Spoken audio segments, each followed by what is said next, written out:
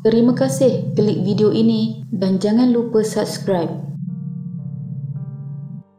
Pada 6 Julai 2013, penduduk di Taman Perumahan di Sibu, Sarawak telah digemparkan dengan kes bunuh sebuah keluarga dan pembunuhnya adalah orang yang paling tidak disangka-sangka. Mangsa pertama, Ling Yung Ming, 40 tahun, ditemui sudah meninggal dunia bersama dengan dua anaknya iaitu Christine Tiang Sun Ai, 14 tahun dan Victor Tiang Sun Sheng Tai, 2 tahun. Mereka ditemui terbaring dengan kesan lebam di seluruh anggota badan dalam bilik tidur di tingkat atas rumah banglo mereka di lorong 1B Pulau Lihua. Seorang lagi anak mangsa pertama iaitu Vincent Tiang Shun Tai, 17 tahun, telah terselamat dalam tragedi tragis itu. Mereka semua telah diakhiri riwayat oleh Jacob Tiang Li, 43 tahun, suami kepada mangsa pertama iaitu ayah kandung kepada 3 anak malang itu. Suspek adalah kontraktor kelas D yang merupakan kontraktor membersihkan ladang kelapa sawit. Lalu apa sebenarnya yang terjadi kepada kesemua mangsa?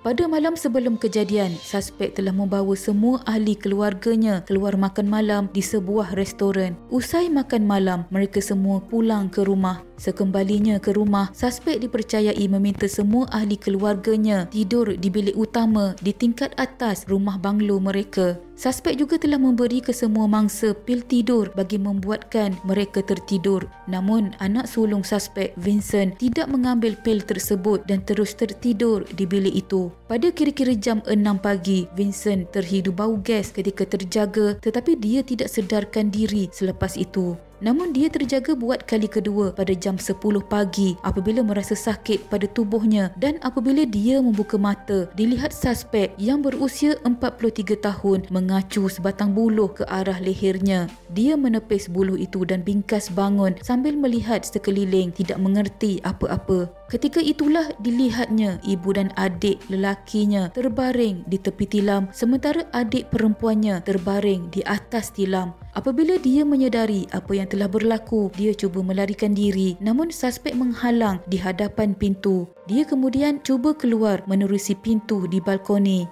Vincent berjaya menyelamatkan diri setelah bertindak melompat dari tingkat atas rumah menerusi balkoni sambil dikejar oleh suspek. Mangsa berjaya diselamatkan oleh jiran yang tinggal bertentangan rumah mereka yang kemudiannya mengunci pintu pagar setelah dimaklumkan mengenai kejadian tersebut. Jiran mangsa turut menghubungi pihak polis untuk menahan suspek. Selepas 10 minit berdiri di hadapan pintu pagar rumah jiran, suspek bertindak melarikan diri menggunakan sebuah kenderaan pacuan 4 roda.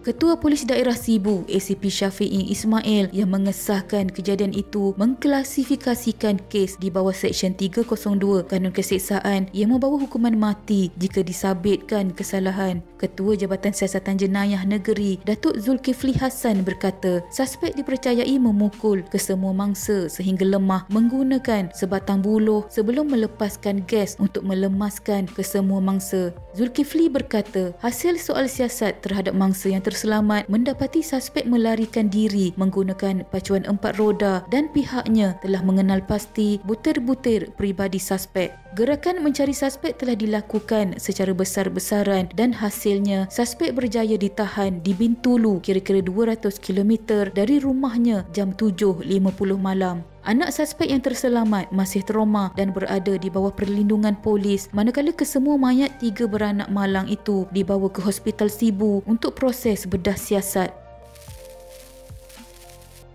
Ketua Polis Daerah Sibu, ACP Syafi'i Ismail, tidak menolak kemungkinan suspek pada mulanya merancang untuk menamatkan riwayatnya bersama seluruh keluarganya. Beliau berkata, pihak polis turut percaya suspek merancang pembunuhan itu disebabkan terdesak memandangkan suspek tiada jalan lain untuk menyelesaikan hutang kewangan yang tinggi. Anak suspek yang terselamat telah memberitahu pihak polis bahawa bapanya dibebani hutang berjumlah 3.5 juta ringgit. Siasatan awal polis mendapati suspek cuba menamatkan riwayatnya dengan pelbagai cara, namun suspek telah ditangkap polis sebelum sempat melakukannya. Ketika ditangkap, racun rumpai, hos dan tali beg pinggang turut dijumpai di dalam kenderaannya. Suspek ditahan reman selama 7 hari bermula 6 Julai 2013 bagi membantu siasatan polis. Pada 7 Julai 2013, pegawai penyiasat kanan AASP Yeo Chun Shan dan anggota polis membawa suspek kembali ke kediamannya rumah berkembar 2 tingkat pada jam 1.08 petang untuk enactment semula jenayah dan mengumpul bahan bukti. Pasukan polis menemui 5 pucuk surat mengandungi wasiat di bilik tingkat bawah kediaman suspek. Polis percaya surat itu ditulis sebelum kejadian tersebut dan menghantar surat tersebut kepada pasukan forensik untuk mengenal pasti individu yang menulisnya. Ketua Polis Daerah Sibu ACP Syafiee Ismail berkata pihaknya berusaha untuk mengenal pasti penulis 5 pucuk surat wasiat yang ditemui di rumah suspek. Menurutnya, 5 pucuk surat tersebut yang ditemui mungkin ditulis oleh isteri suspek ditujukan kepada ahli keluarga mangsa termasuk adik-beradik, saudara dan kawannya. Difahamkan adik perempuan kepada isteri suspek cuba mengenal pasti tulisan surat tersebut namun penulis sebenar belum dapat disahkan lagi. Syafiee berkata antara isi kandungan dalam surat-surat berkenaan termasuk meminta agar mayatnya dibakar dan abunya ditabur ke laut. Katanya penulis surat wasiat tersebut juga meminta agar wang simpanan KWSP digunakan untuk tujuan pengebumian mereka. Mangsa juga meminta maaf sekiranya perbuatannya itu menyusahkan ahli keluarganya. Menurut Syafiee, beliau tidak menolak kemungkinan suspek serta isterinya sememangnya sudah bersedia untuk mati disebabkan tiada pilihan lain untuk menyelesaikan hutang kewangan yang dikatakan berjumlah 3.5 juta ringgit itu. Syafiee berkata kes pembunuhan tersebut tidak mempunyai sebarang kaitan dengan perjudian haram melainkan masalah hutang daripada kawan dan pinjaman wang daripada beberapa ahlong. Ketua Polis Daerah itu juga memberitahu bahawa tiada unsur-unsur ugutan maupun kekerasan berlaku terhadap suspek daripada peminjam wang dan mereka hanya mula mencari suspek sahaja pada sejak kebelakangan ini. Difahamkan suspek pernah memberitahu isterinya sebelum bercadang untuk meminjam wang dan isterinya dikatakan bersetuju dengan cadangannya. Syafiee juga meminta orang ramai supaya tidak membuat sebarang andaian sendiri mengenai kes pembunuhan tersebut dan beliau percaya penyiasatan kes bunuh ini telah menghampiri penghujungnya.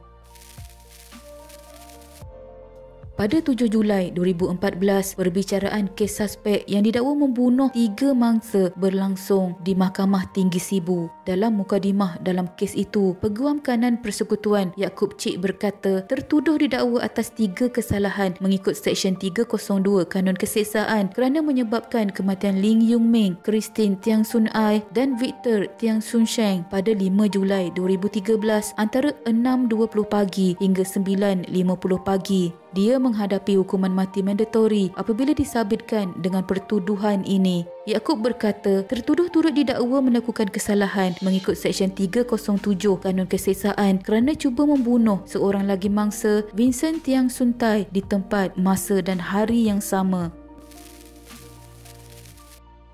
Pada 17 Disember 2014, Mahkamah Tinggi Sibu menjatuhkan hukuman gantung sampai mati terhadap tertuduh kerana membunuh 3 mangsa tersebut. Hakim Supang Lian mendapati tertuduh bersalah yang merupakan kesalahan di bawah Seksyen 302 Kanun Keseksaan yang memperuntukkan hukuman mati mandatori apabila sabit kesalahan. Hakim Supang juga mendapati tertuduh bersalah atas cubaan membunuh seorang lagi mangsa di tempat dan masa yang sama, satu kesalahan di bawah Seksyen 307 Kanun Keseksaan. Bagi cubaan membunuh, Hakim Supang menjatuhkan hukuman penjara 15 tahun kepada tertuduh.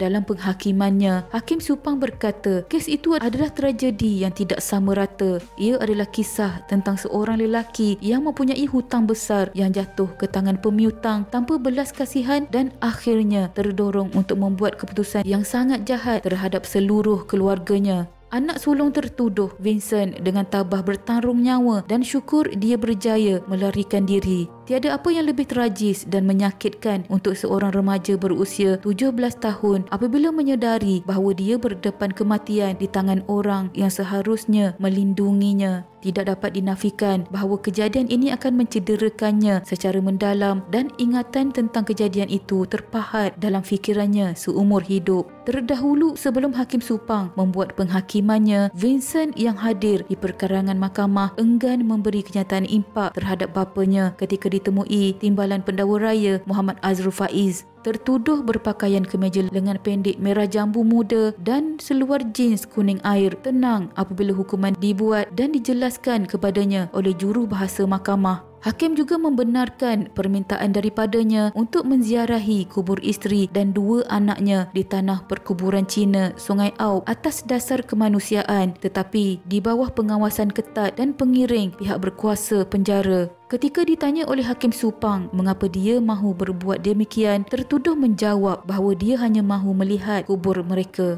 Dia berkata jika mahkamah tidak membenarkannya, dia berharap gambar boleh diambil untuk dia melihatnya. Satu kes yang sungguh tragis, gara-gara hutang, habis nyawa yang tersayang diragut. Tidak dapat bayangkan juga perasaan satu-satunya mangsa yang terselamat. Moga dia dapat mengatasi trauma yang dihadapinya dan mengharungi kehidupan ini dengan tabah. Semoga kes ini menjadi ikhtibar kepada kita agar sayangilah keluarga dan hadapi dugaan yang mendatang bersama-sama. Sekian.